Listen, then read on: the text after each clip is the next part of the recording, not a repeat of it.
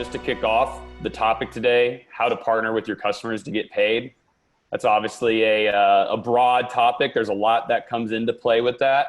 But I'd like to just first say thank you again for coming. Thank you for all those attending. We'll send you a recording following this for those that couldn't attend. And yeah, I look forward to this here. Just to begin with intros, I'd like for Klark, Chris, to kind of tell us a little bit about yourself and your organization before we do get going here. Klark, if you'd like to kick us off. Yeah, Klark Brown with the Alliance of Independent Restorers is who I'm representing today. It's a trade association that we started for the restoration industry. Let's just try to continue an effort that we've all been trying to build unity and education to make the restorers more successful and eventually ultimately help our end user clients by being more professional. So I live in Richmond, Virginia, and I've done several, I love what Levelset's doing because I think we're aligned in the way that you're just trying to make people successful as well. So appreciate having me on. Of course. Chris Laney. I own Water Out with my wife in Fort Wayne, Indiana. Just got an absolutely great team here and just fortunate enough to been doing this for 18 years. Known Klark now for a few years since we met a long time ago out in Bend, Oregon, it seems like, but a lot of things have happened since then and a lot of good things for the industry. We started using Levelset just over a year ago and implemented into our process on the back end. It's been really, really helpful for us, and it's been a good tool for us to use when it's needed. Great. And then Liam, Duddy, I'm a senior account executive with Levelset.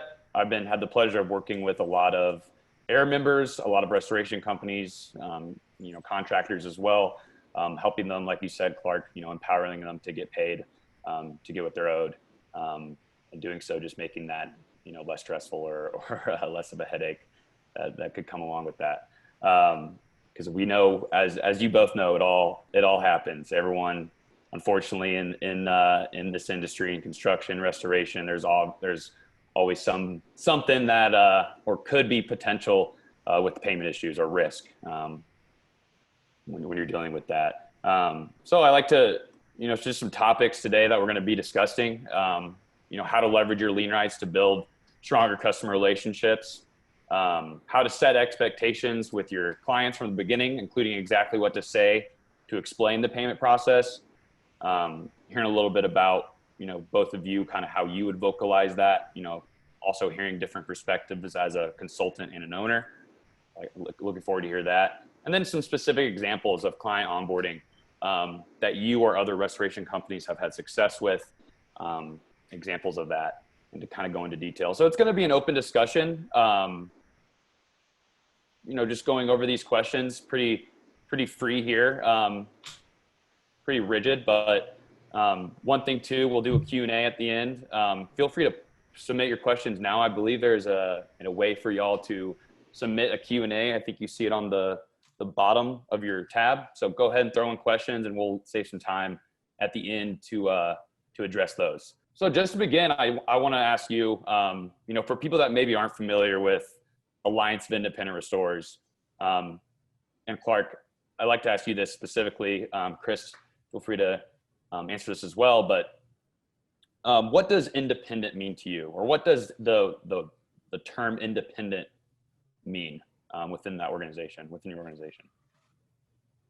Yeah, thanks for asking. And by the way, I'm having a little bit of a spotty issue with my Zoom here, so I really apologize if I'm not clear, but I'm glad you asked because that's probably one of the top questions we're confronted with is the word independent. A lot of people think of that in different ways. The restoration industry is divided right now into, not divided, but it is occupied by franchises and non-franchises, and that is not what we mean by the word independent. We actually have members of both. To us, independent means independent, which means we are directly in contractual and work relationships with the end user, the insured, or even if there's not insurance, with the client who has incurred damage to their property or home. Independent means we aren't working for the insurance company and the carrier. We aren't here to make them the enemy, but our industry has been raised on this mindset and of vendor programs and TPAs, and we have watched the degradation of that relationship into not building strong, sustainable companies because of the alliance that people have, not with their end user, but you can't serve two masters. You have to serve the carrier. So we're trying to shift that mindset, saying the insurance is involved, but I want you to turn your focus back and be an independent company, an LLC or an S Corp or whatever you are. Your articles of incorporation have your name on them and no one's else. And you need that customer to be your customer. And that's what we've always been for independent. And I think that resonates well when we talk about that. Definitely. Well, great. I appreciate that insight, especially for those that aren't familiar with the lines of independent stores. We'll share some information as well. Feel free to check out AI. It's airrestore.org, correct, Klark? Yeah, AIRESTORE, airrestore.org. And just go check it out. We've got some really, really, really interesting things and how we collaborate. That's part of it. It's the community and how we communicate with each other. So go check it out, airrestore.org. And we have some really cool things going on. Yep. So it's an awesome group. Really had the pleasure working with you members. Well, great. Just to begin, kind of with sticking to the topic, customer onboarding. That's kind of the overall theme here. And I look forward to this because I look forward to hearing it from both your perspectives. What do you envision when that first comes to mind, just overall? I'd like to hear your opinion on that. I'll take that first, Klark. I think for us, it's consistent and proper communication from phone call through collections. And, you got to onboard them and explain that process from speaking the same language throughout the company, from the person that's answering the phone to the supervisor that shows up initially on site to the back end coordinators that are discussing that process. So when you go out and you're onboarding them on that first day, everything that's being said to them and how that's happening has to transition throughout the whole entire company. And so everybody's speaking the same language, because in a typical company, there's going to be multiple people in the company that touch that file, and making sure that the customer understands that process, understands that it's not just the person that showed up is not going to be the only person that they're going to deal with throughout the process. So I think a lot of it comes back to communication during that first initial response. Yeah, I'd like to piggyback off that. Chris is 100% right. And folks, I know Chris does it right. I've spent some time in Indiana and does an incredible job. But I actually take this as a very serious topic. And onboarding your customer literally starts before you even know that they are a customer. It goes all the way back to your processes, procedures, your training, your accreditations, your certification, your contracts and how you engage in business and work with people is part of the onboarding. It's a transparency, it's professionalism, it's a trust. And so I think that as you move in and you do meet the customer, it all matches the next couple of things you're going to say, you're spelling out like Chris said. So Chris has a really good handle on it, and it's just a really big topic to me. And I think it's something our industry, in that transition of independent, I don't think we've sharpened that pencil across the whole industry well enough. And I think it's something that's an area we all could really improve on. I think a lot of times the situations and the issues that companies and restorers are having on the back end of the process is due to how they're set up on that initial onboarding process. So it's extremely, extremely important. These people, a lot of them have never been through this process before. They don't know exactly what's going on. They've never filed a claim with their insurance company. Sometimes the hard part for restorers is you're dealing with that every single day. So at times you're customer facing with them and you forget to explain certain things to them that are very, very beneficial for them to know, because you constantly are doing it over and over and over. So taking the time to do that and do it properly, and like Klark said, have a process in place before the phone call even occurs is very, very important. It's a great point. Go ahead, Klark. Chris, would you agree? And I tell people this all the time.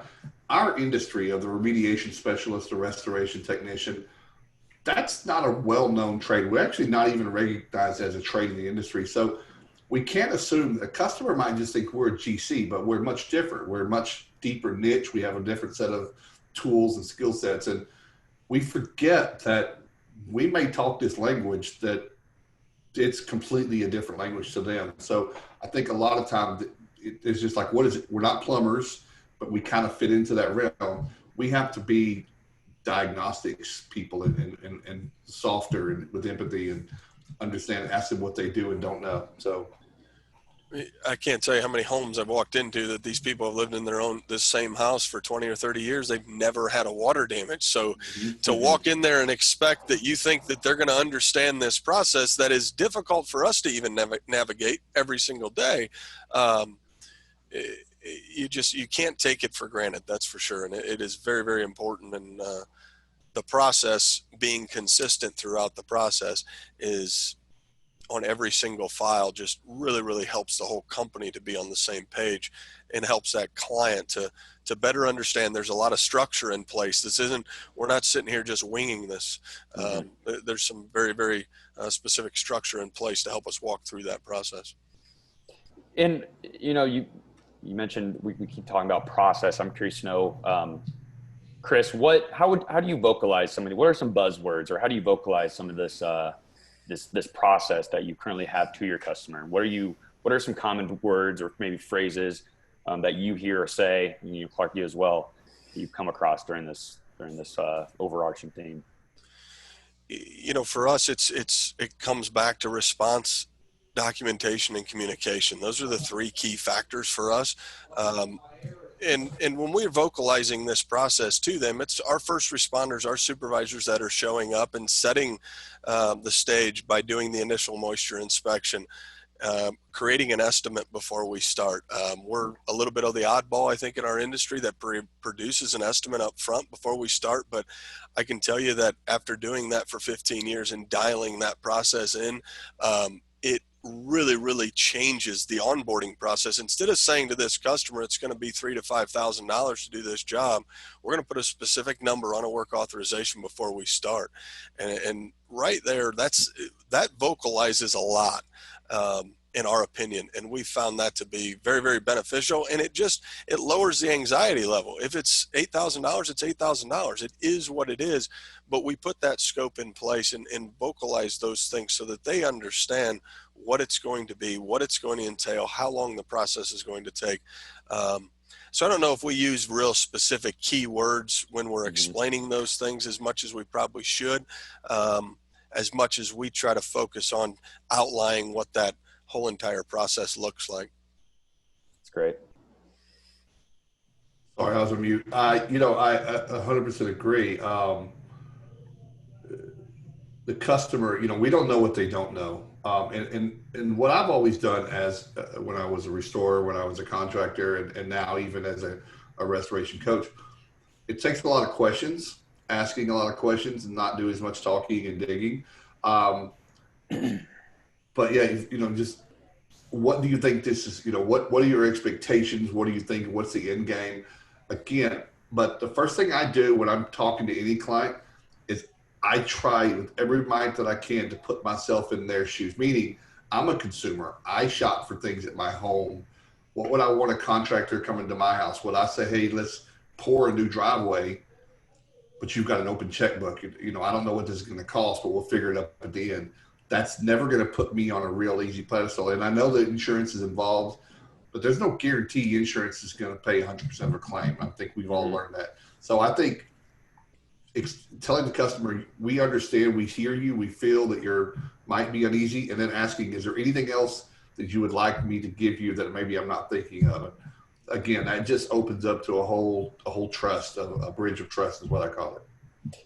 Yeah, that's a great point. And I think you hear that a lot, especially Levelset is preserving relationships, having that empathy, going in with an understanding of what they're in their shoes. But you obviously, like you mentioned, Chris, it's $8,000. You want to get paid, and it's $8,000. And you mentioned that's a good point. I really like what you said there. How, in a way, can you onboard the customer, or I guess overall the way insurance claims works with restoration, how can the property owner or your client be an advocate to get you paid faster, and not only faster, but in full of what you're owed? I'll take it. First, having them involved throughout the process through the communication with any outside parties that are involved. And if we start engaging with a third party administrator on their behalf, if we engage with the carrier on their behalf, they're going to be involved with those communications, whether it's a three-way phone call, it's an email that they're at least CC'd on every single email, so that they can watch the process happen. But the one thing that our supervisors do very well in that initial process, and I love the word empathy, is one, apologize that they're in this situation, but also explain what that back end collections process looks like, and explain that the carrier might do these things. And in the event that they do, when they do it, your customer's sitting there like, man, that is my trusted advisor. They did fully understand what this process is going to look like. They walked me through this before it actually occurred. And so I better understand what I'm actually dealing with, instead of I get an email at 6:00 on a Thursday night. I just got home from work, and what's going on with this client? They kind of understand that these things are coming. Many times we'll call the policyholder before we send an email response that they're attached to. Explain what's about to happen. Explain if they have any questions about what's going on.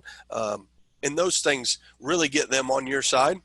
Mm-hmm. Once you have them on your side, take care of them. Don't take directions from outside parties. This is their home. They're your client. You're working directly for them. And as you do that, I think in the end, they start to advocate for you when you took care of them during that process. And that's what we found. Providing that good customer service from that phone call to the time you're done helps them to advocate for you on the back end when they're trying to get reimbursed from the carrier. That's great. Point. Yeah, I'll add to that.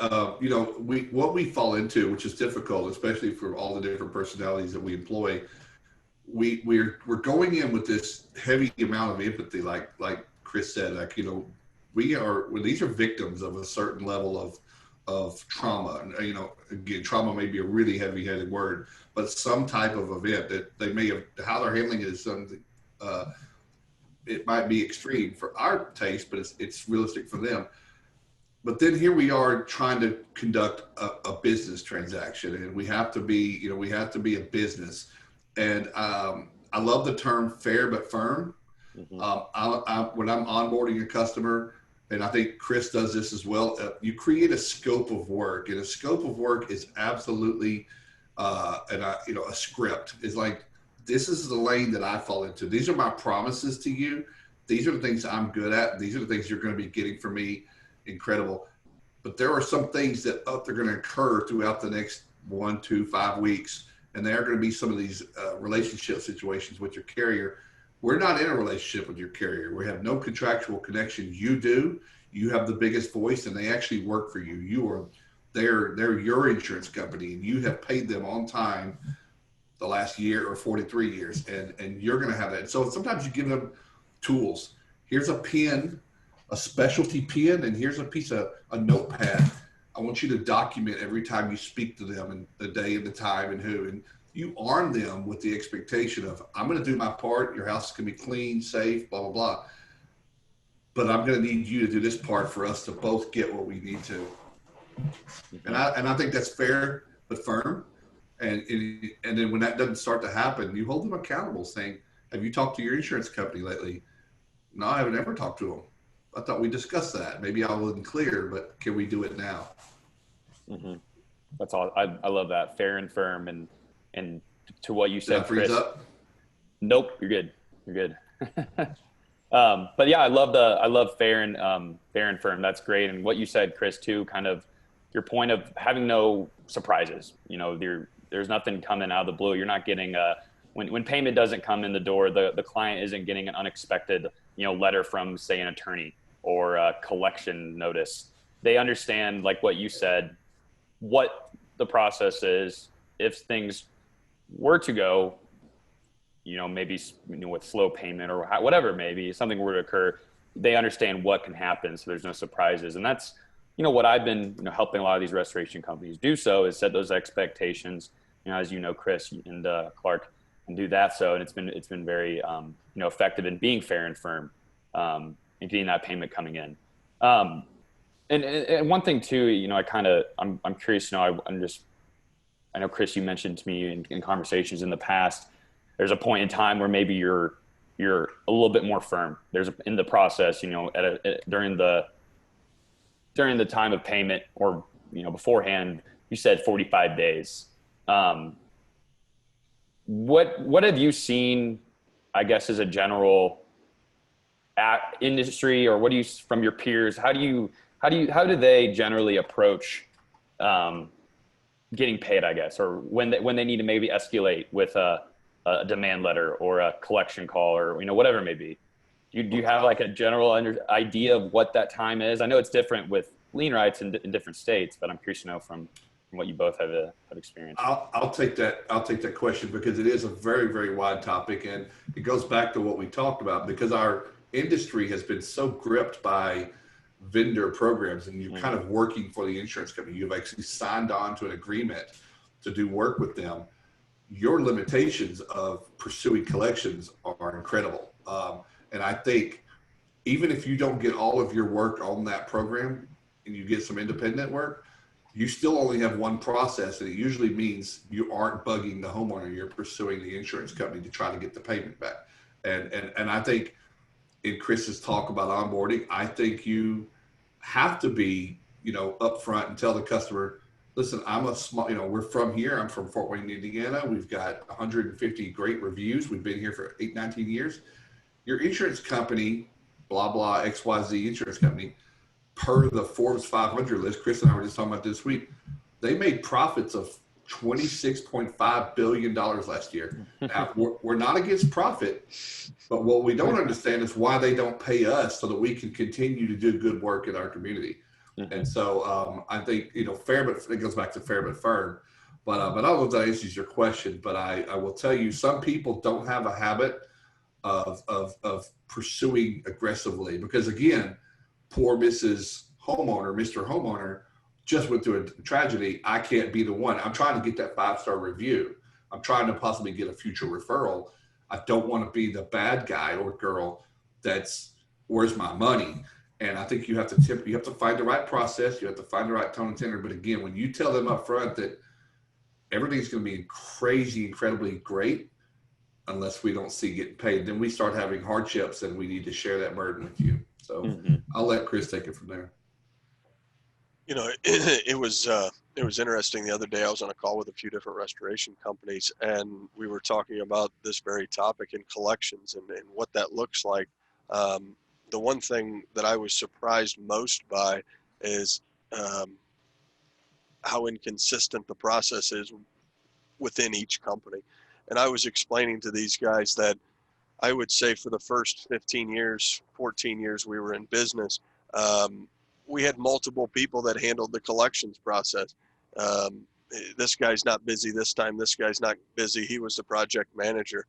And over the last, we've really, really focused pretty heavily on it over the last 2 years. And as we have, and we've put very specific things in place, all the documentation that goes out is extremely consistent.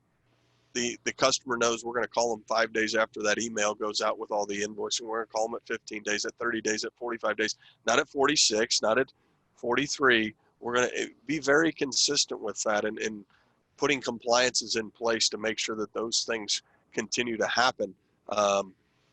It was amazing how many different guys were talking about they were set up the way we used to years ago, and we remember all those challenges.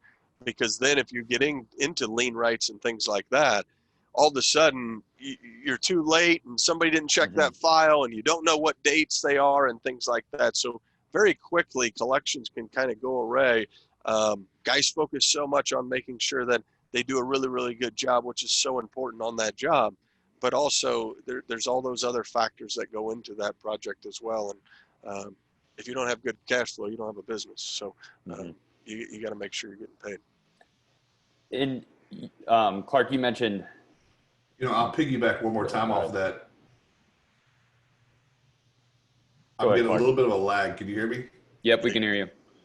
Real quick, within our own industry, we have a lot of companies that do a lot of different types of work, and they don't have best practices in place. So let's say you just do the fire, water, EMS, emergency services. Well, some companies do that work plus contents plus reconstruction, and there are all these different phases. I have met companies who just invoice at the end for all of those instead of breaking that up into pieces of the project and phases, and which greatly increases their ability to cash flow the next phase and have good. But I've watched people wait till month 6 when the reconstruction's hopefully getting finished to start asking for any of the money for the work they did 6 months ago. And anybody that understands compound interest, that's no longer the same dollar amount. It's actually now more, and you're not a bank. You can't put finance charges easily on those things. So I would say that's another caveat. There are people who seek collections across the board. I've heard from 17 days to 92. Mm-hmm. And, Yeah, I know it's a wide range, kind of different for everyone. I'm curious to know. I appreciate that insight from both of you, especially hearing, it is everyone kind of handles it differently. There's not really one true mold. Lien rights are one thing. You mentioned before this, Chris, you want to, the goal is to really not even have to bring about a lien or file a lien or even talk about a lien. But I'm curious to know, since you have implemented these processes that you mentioned, these strict procedures, these dates, you mentioned 45 days, you're getting a call 5 days after an email. Have you seen customer relationships, more, I guess, better reviews, better, facilitate better relationships with your customers since you've been implementing that or since you made that change? On the back end, yes. We were still really, really good up to that point, I felt. And we've seen a change on the back end when we're consistent and the communications that we have with them are consistent. So we have seen them be happier, and they fully understand it. It's not, it's not a wishy-washy thing. They're getting a preliminary notice the same day they sign the work authorization. If it's during hours, those things go out, and it's nothing more than a document that says we've engaged in work with you. But we've never had customers that'll call us that are concerned about those things. It's the customers that aren't going to pay you that those things start to come to light. And I think that's one thing that we train on with our supervisors is to try to highlight those people that that there's those clients out there that you're going to have challenges with, and try to see those on the front end. Sometimes not doing every project is okay. So that's kind of that point, I guess. I'd like to say exactly on that topic. One of the biggest benefits of onboarding is to pick your customer. If you're in a position, you would like to know early on that and if you aren't doing onboarding, you don't have those goggles on. You can't see that, and you're faced with day 45 figuring out that you've got a bad customer that never intended to pay you. And I'll just, in today's day, right? I mean, we just had one hit That landfall. probably didn't come across clearly, did it? No, we can hear you. We can hear you. No, all right. we can hear you. And I think fine. piggybacking on that, Klark, is what just happened today, right? I mean, we just had a storm hit the country, and there's guys from across the country that are flying, running, driving down there as fast as they can to try to get that project. And are they knocking on a door on a building that they've never met anybody? And, I just, I cross my fingers for a lot of them that haven't been through the process to make sure that they don't cripple themselves by not going through that onboarding process, not worrying about the collection, just worrying about chasing that shiny light and making sure that they get a project and it's going. And then 45 or 60 days after they're done, this customer never had it in their thought process to pay you. They don't really have coverage. All of those types of things. And what Klark said was, if you're not onboarding correctly, you're not seeing these things. You're looking at a shiny object versus looking at it from a holistic global view. Yeah, that's a good point. You mentioned holistic. I love that. I don't know if we lost Klark here. I think we might have. He'll be back. He'll be back. But that leads into my good question, or my next question that I had. When evaluating, when you're taking on new clients, Do you consider how your internal onboarding or collection processes will be perceived? And then maybe you decide, hey, I'm not going to work with this person. They, they're not really handling they may not coincide kind of with how we want to do business. Absolutely. And like I said, sometimes the best client's the one you walk away from. And and typically if you've been doing it long enough, you can really start to feel that. You really can. You get the client that, hey, can you cover my deductible? Can you put this in the estimate? Can you add this to it? And just starts really putting up those red flags that you have to, yes, we're in business. Yes, we want to make a profit. Yes, we want to do the next job.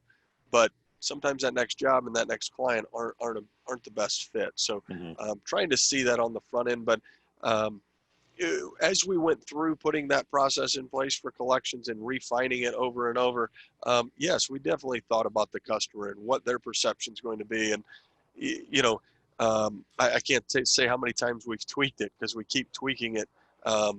And one of the things we were doing was our loss coordinating, once the work authorization was signed, the same day or the day after, the loss coordinator was calling the client to get any additional information they didn't have that day. Claim number, agent information, adjuster information. Within 24 hours is what the compliance was to get that done. And it was too tight of a time frame. It was system overload for the customer. So so we needed to slow that process down by a few days. And so we do fully understand that those people in that first 24 to 48 hours, it's just system overload, right? I mean, we just tore their kitchen apart. We just set up drying equipment throughout half their house. Whatever the process was, they're a little bit on pins and needles still.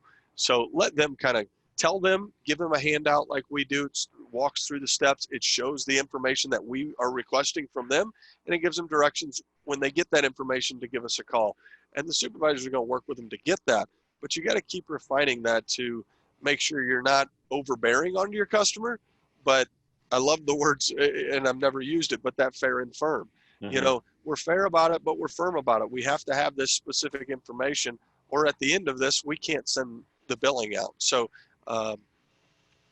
definitely trying to tweak that process has been something that we've continued to do, and it definitely kept the customers' expectations, emotions, and things like that at the forefront while we did it. Even the words within our emails, a lot of our emails are copy and paste or pre-populated emails that are going out in the invoicing process. And so knowing that they're not emotional emails, that you just, threatening type emails where, because you're so emotional in this process, and you got to leave that out of it. So that's been something that we've just kind of tweaked to make sure we're just outlining what's going on, being very professional, being great professionals to those clients. And in the end, we want those clients back. We want those clients long term. It's not for us, it's never been about that one water damage that they have or that one fire. It's about how do we garner other services from them? How do they become a champion for us and a referring party for us? And that's how we've continued to work our business. That's great. And I think, Klark, do we have you here? Yes, I turned off my video just That's for fine. bandwidth reasons. So it's gonna be the Chris and Liam show today, but Hey, we can still hear you. But I'm gonna go cameraless and see if it'll get going. Hey, we got a cool cartoon of you though, buddy. Yeah, that's cool. I am a cartoon. So I'm wondering, you're talking about clients, payment processes, all these things. What are the risk factors that you've seen compared to a homeowner holding on to their check, or an insurance adjuster kind of dragging their feet to payment, especially now with, given the obviously the economic uncertainty, we've seen a lot that people are holding on to checks in construction. What would you say the risk factors compared to those two are, Chris and Klark? Chris, why don't you start with that one, since you're running I haven't run a restoration company during these economic times, but I want to see what you'll say, and I'll see if I can add something to it. I think the risk factors can be very high if you don't have the proper documentation. When you have the proper documentation and that's continually presented, we haven't really found a huge difference. Our actually days of collections have went down through COVID, and instead of going the other way. So we're pretty proud of that. But, I think in our industry, when you're, we're not selling a candy bar today and somebody's handing us the money for the candy bar. So typically, and so there's always going to be risk. Limiting that risk through good processes, consistent processes, about the best thing you can do.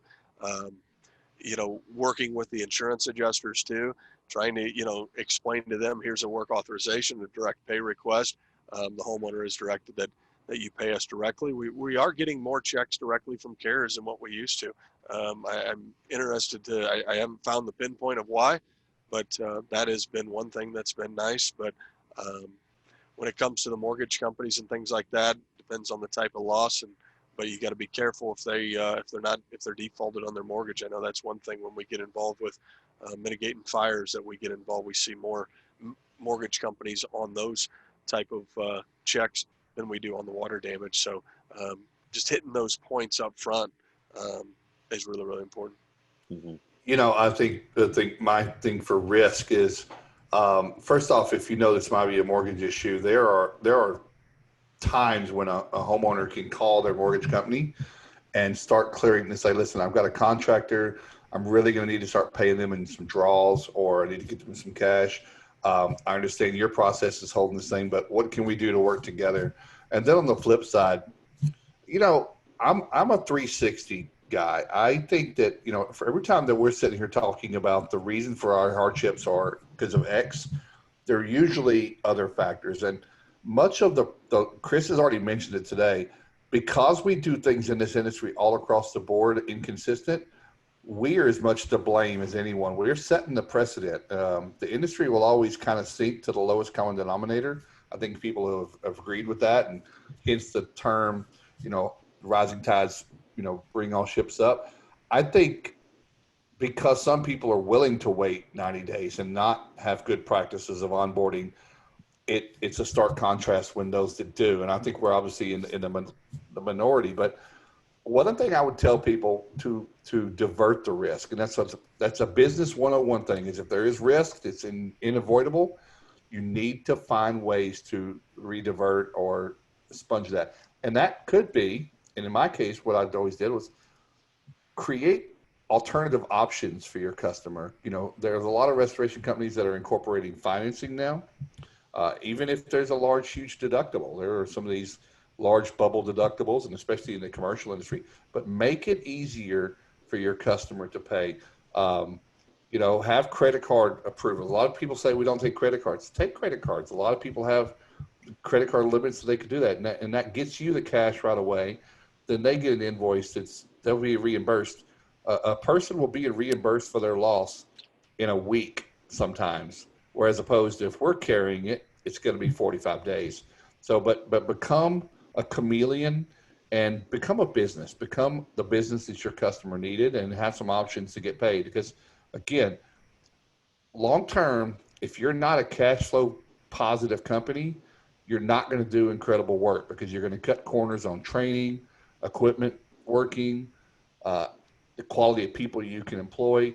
It all trickles around. So you have to really make that clear to the customer and saying, we have a certain type of company we want to be, and that only comes from us being cash flow positive. I'll keep going on that too, because the financing part of it is something we just started offering.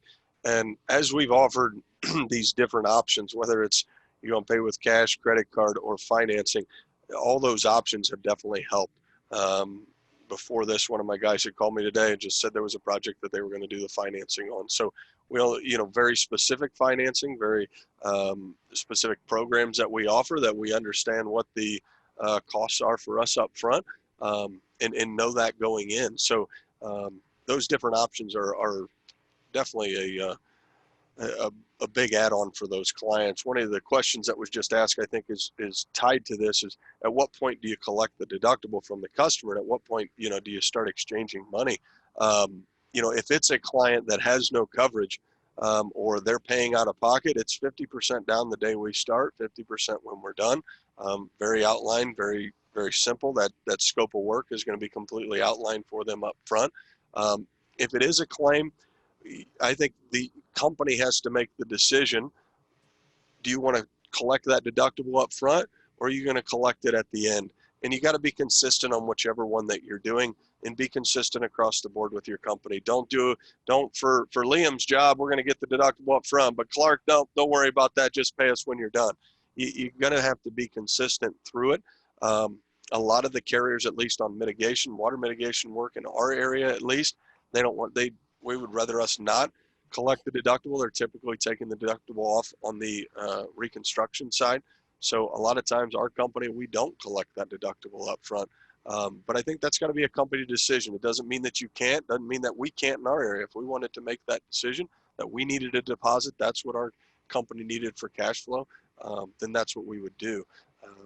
So I hope that helps Rebecca with that question. Awesome. Yeah, I saw she answered that. Great. Answered that. It's awesome. And one thing too, I have a question. We're talking about, this process, getting paid, collecting money, deductibles. Obviously the overall theme here is just a cash flow. How have you seen, or maybe what is your take on the contractors that are aware of their lien rights and preserve those in a way that they're protecting themselves, that they understand, hey, that we have maybe 60 days to file a lien, or that they're communicating to the customer what a lien even is and what could happen if they're not paid. How have you seen that be beneficial in general? I guess for you, Chris. Got a general question, pretty broad, but I'm guess, have you always considered your lien rights, or is it something new? I'm curious to know about that. We never liened a property until June of last year, ever in our company. A lot of times at the point that everything had broken down from communication with the client and the collections process, at that point we were either sending it to a collection agency or we were sending it to our attorneys, and the attorneys was going after them. And at that point, in our state, you only have up till 60 days after the work's done on a residential claim, 90 on a commercial claim. So there's not a lot of time after that claim's done, if you're not on top of it, to get that done. But it has been a great tool for us here over the course of the last little over a year that we've been using it. It's a good tool. It is the last tool in the toolbox. We really don't even want to deal with any attorneys. But if it gets to that point, we will. But ultimately, that lien rights tool has been effective for us. But again, if you're going to use that tool, you better make sure your processes are in place. You better understand your time frames, and you better have something in place that dictates those things. Otherwise, it can get away from you really, really quickly. And so we try not to use it, like I said, but it is a tool that has worked for us. We just 2 weeks ago had called a commercial client, I want to say $16,000, $18,000, and it was 2 days before their lien rights. They knew it, and we called them on that Wednesday and said we're filing a lien, and we filed the lien. And by golly, that the check date of the check was the same day. We still liened it, and we released the lien on Monday when we got the check, and that's okay. We take a few $100 hit on that, but in the end, that's a part of it for us, and you communicate it with them so they know it's coming. It's not anything that we didn't walk them to that point, and we definitely didn't start the communication on day one, even discussing that. That's discussion's really not coming up until pretty much day 45 after we're done, if we get to that point, where we're going to start bringing that up. Because when you do bring that up, people do feel like you're attacking them a little bit, right? And you feel like, oh, you're going to lien my house, and they feel like you're kind of coming after them. And ultimately, that's not the ultimate end result that you want them to feel. You want them to feel secure in the process with you, but just kind of like Klark said, fair and firm with it. And I think it is fair to protect the interest of the company when the company has put their financial interest involved in your project. So I think it's completely within reason, but it's got to be done the right way. Definitely. I'd And like they to, know it's, go ahead, Clark. I'd like to jump onto that real quick. So first off, I want to start off with one of my close friends in this industry. His name is Jerry Edel. I think a lot of people know him, lives in Oregon. He's got you should approach everything you do in business with two questions. And who's going to pay me and when? Can y'all hear me? I'm Yep. getting some Yes. feedback. Yeah. Okay. Who's going to pay me and when? Not meaning you don't say that out loud. You don't say who's going to pay me and when, but you have to start processing those questions. So what I want to talk about a little bit about the liens is one thing we all know. I think we have 15, 16 people watching. I think we all know, and we've heard this a million times, change is inevitable. And there has been such a change in our industry that has caused Levelset didn't exist 14 years ago. There was a time when payments happened a little quicker, easier, better. Sometimes I think Chris may remember, not trying to age him out or anything, but there were times when adjusters would write checks on the site. Some checks, some adjusters, insurance companies had approval to write checks for the job that you were doing. Well, those days are long gone, and they've learned a lot, and they've changed their processes. And I think we're a little bit slow to do the same thing. We're lagging in our response to that, and I think that's what a lot of people are having a hard time getting their head around. It's like we never did this before. Well, we also never did our business on our iPhones before either, but we are now. We also used to be found in the yellow pages, but now we're not. So I think people have to always be looking at, this is not what I wanted to do, but this is where we are. And for us to stay in business, to provide jobs, to provide a good service to my community, this is what we're going to have to do. And again, you can have that conversation with the client. One thing I also want to talk, Chris said something about being consistent with every claim. One thing we haven't mentioned is almost everybody on this call has referral partners. We're in a big referral business. You get your work from maybe an insurance agent or an adjuster direct, or from a plumbing company, or just a realtor. They need to know your process too, because there's nothing worse than having a really good relationship with an insurance agent, getting a call from them saying, oh, so you're going to go and lien my customer's home now. Well, they need to know that that's in your wheelhouse, or that's in your tool belt. And I want to tell you that we're going to use that last, but we will use it if we have to, because just like yourself, you drop the insurance if they aren't making their payments, right? So we have to verbalize those things with your referral partners, or else you're going to lose referral partners, and you're always going to be trying to searching for more. Would you agree with that, Chris? Yeah, absolutely. When we go through an onboarding process of bringing on a new referring party, we walk them through our entire process. This is exactly how we operate. This is what we do. Come to our shop, walk through, see our trucks, see our people, meet people. This is exactly what we're going to do. They definitely need to know, because there's nothing. And if it's an insurance agent that referred you a job, then I think you can use that agent during that collections process. If communication breaks down with the homeowner, you have a relationship with that agent. It's a little bit different with a plumbing company or somebody else. But typically we've went to agents before and said to them, hey, you referred this job to us. This client won't communicate with us. We're not getting paid. Would you mind helping us communicate with them? And then they feel like that agent's their trusted advisor, and maybe we broke down in the process, right? Maybe we failed somewhere in the process, and we need to fix that. And so sometimes having somebody else speak with that client is a good thing. So that reaching out to them, making sure they understand your process and the onboarding is very, very important. That's great. Yeah, you make a good point, Clark. You know, as well, Chris, and it goes back to setting those expectations. And like you said, Clark, how it's no surprises. They know that you understand your lien rights, or maybe that you can handle all that. There's all that red tape, obviously, and that you have the ability to navigate that on, all that, whatever it may be, whether it is filing a lien if you need to. I think that, I know that we talked a lot about kind of a wide variety of things. Y'all probably have heard process enough, but overall these processes, I think it's they're different for every company, but I think the general rule of thumb is to have one, for one that works for you, but obviously has a general idea of setting those expectations, being fair and firm. I love that. That's something that I love to hear. I'm going to use that often. You even mentioned too, like, you're not a bank. I use that a lot as well. So I'd really appreciate y'all's both insights. I want to leave the last 5 minutes here for any Q&As for anyone. This is all of our information. Chris and Klark and I, we all don't mind, you reaching out and talking to us and asking questions or whatever it may be. But if there's any Q&As, feel free to throw them in there. I think y'all can, you'll see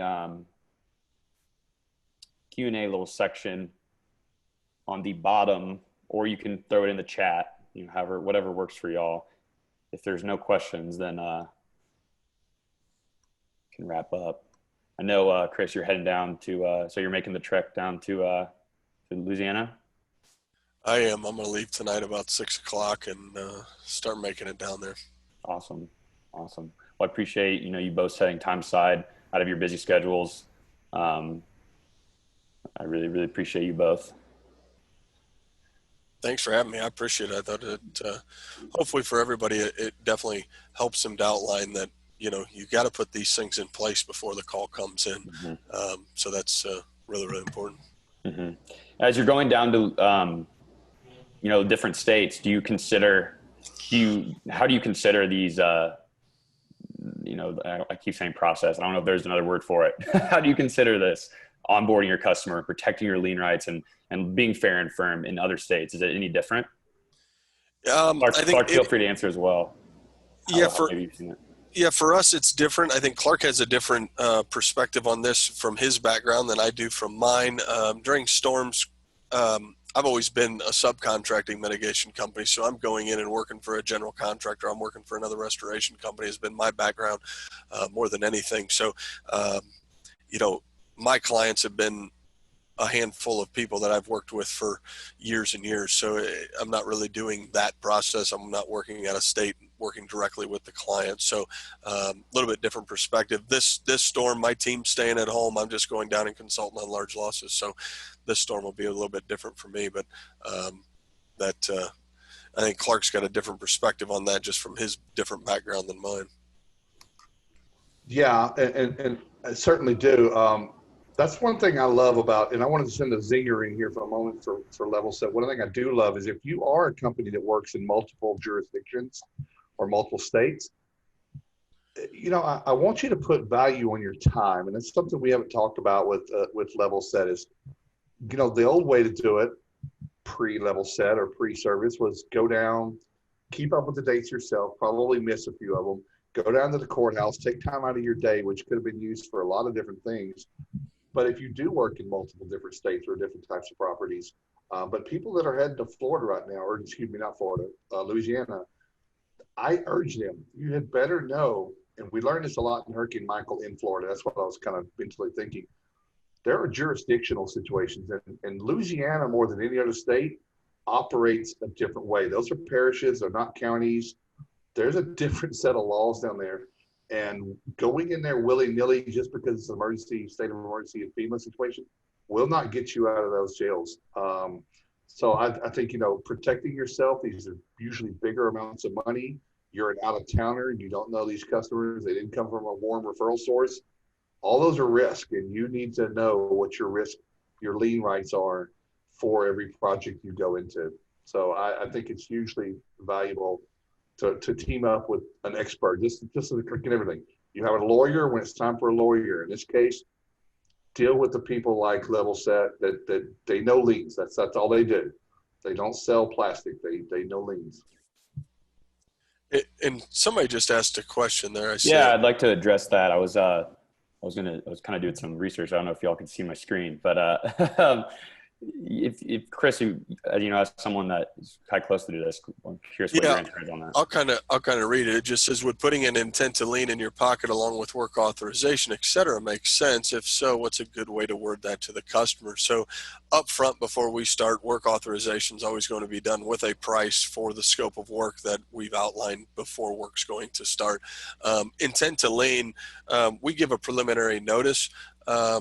once that work authorization is started. It's just a preliminary notice. The intent to lien in our area on a residential claim is 60 days after the last date of work that was completed on the site. So we're not sending out or even discussing an intent to lien until 15 days prior to when our lien rights are up. So we're not jumping right into that. It's not incorporated. I mean, there's verbiage incorporated in the work authorization, obviously, but not something that we're putting in our packet along with the work authorization up front.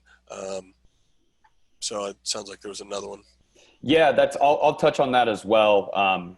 From I've seen it, the intent to lien is a totally separate a letter when you've decided, hey, we're not a bank anymore. It's time to escalate, I guess, the situation and be firm. And you said prelim. So Jorda, leave the name there on just the email, but the prelim, I can answer that. Prelim, just in general, it's more so, it's kind of a blanket term. Some states it's required to send some sort of preliminary notice. Some states call it, I got a phone call. Some states call it different things, but it's just something to set expectations. And that kind of goes into one of the questions as well from Emmett. How do you explain lien rights to the customer? That kind of goes in hand with what preliminary notices could be, essentially, kind of explaining them what your lien rights are or what lien rights are. Chris and Klark, could we answer Emmett's question? I'd like to hear how y'all go about explaining lien rights. I will. Excuse me. And listen, as far as putting it on the packet, trying to do all the heavy lifting myself, I actually prefer to use a third party like Levelset and say we partnered with a company that handles that part of my business. We have accountants that handle our accounting. We have lawyers that handle all of our attorney stuff, and it kind of separates you. I'm their contractor. I want to remain their hero on those things. And we have a process in place. We have a company that helps us manage that process. And they're going to handle all the lien rights. If you have more questions, I obviously have information. But I like a third party separate from me to do those initials. And even, I know some people have that first notification. It's not even a prelim. It's just like a wave saying, hi, we're introducing ourselves. I prefer that way. I think that's, again, a company to company thing. But I like, much like the contract insurance companies have TPAs, they're getting away, they're hiring a TPA, a third party, to call contractors and try to negotiate lower rates. Well, that's what that does is they don't look so bad. The carrier doesn't look like the greedy, mean behemoth, so they use a third party. So it's a way of pushing off some of again, what's a presumed bad light? It's not a bad light to need that, but how do you explain to the customer? Just tell them, say that you just have to let them know you are a business. I mean, you do a very specialty, empathy driven, very personal things with people, especially if you get into some more services like trauma and things like that.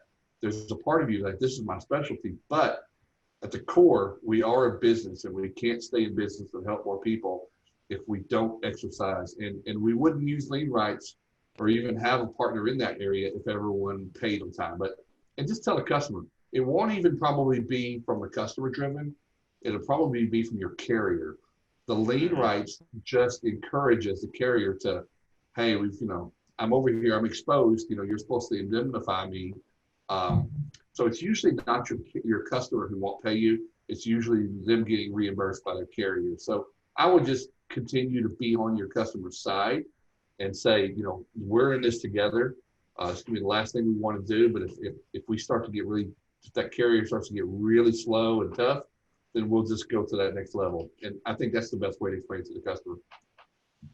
Yeah, that's what I've seen being, a lot of success from again onboarding and explaining that the lien is our last resort. It may not happen, but it's generally due to insurance companies generally slow paying for services. That's in your interest. So that's great. And then John Semek had a question. We are a Levelset client. Do you help with setting up the process of an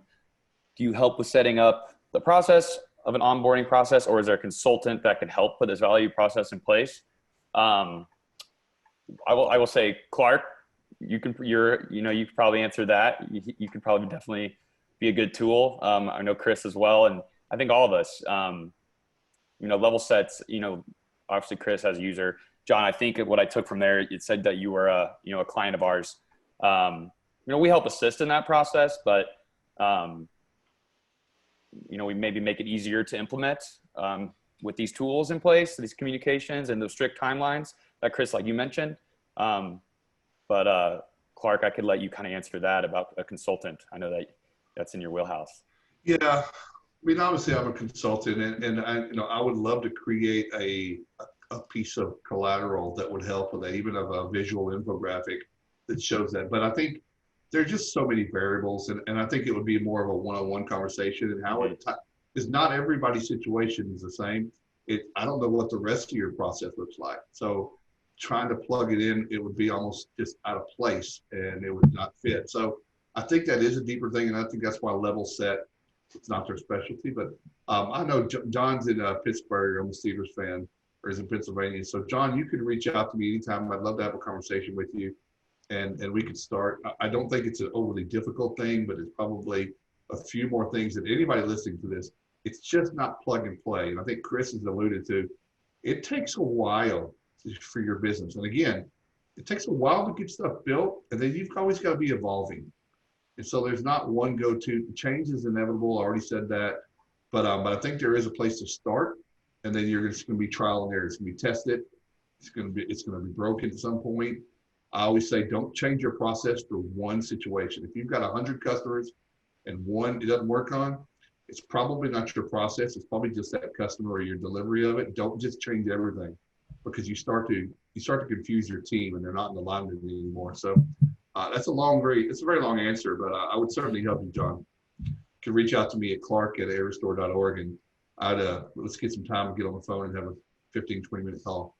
Yeah, and John, as a user as well, if there's anything that you need, that you think that you could add into what Levelset's already doing for you, like you can add an extra layer or anything specific, feel free to reach out to your account manager, or me as well, and be happy to do whatever we can do to help assist in anything that complements that process.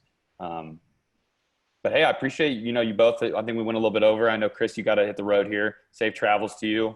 I wish you luck on all that.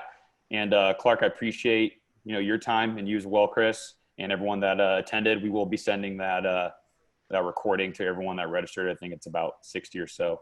So yeah, I really appreciate y'all's time, and I look forward to talking with you again. I'm sure we'll do something like this soon. Thank you both. I appreciate it. Thank you. Thank you. I want everyone listening to watching know, when a company is important. Liam and I he attended one of our functions last week. It was Wednesday or Thursday. Mm-hmm. Yeah, it was Thursday. He drove up from Austin to Dallas just to learn more about the ailments and the problems of the restore, to understand better what they're dealing with. Much like today, I'm sure these are as much a learning lesson for you as they are giving a webinar. But I appreciated you coming up and asking questions, and you weren't selling, you were listening more than anything else. But there were a lot of people there had questions for you. But that tells me that you guys are interested in what we're doing. Definitely, definitely. I think the more we learn, the more we understand the industry, it helps us do our jobs better and make people happier. I did appreciate, it was really nice to attend that in Fort Worth, and in here, this webinar isn't to sell anyone on Levelset. It's just to, learn more about the overall, takes on, as you two professionals, as experts, and hearing your takes on this overall theme of onboarding and setting expectations with your customers. So I appreciate y'all's time again, and I'll talk to you soon. Thanks for having us. Yep. Have a good one.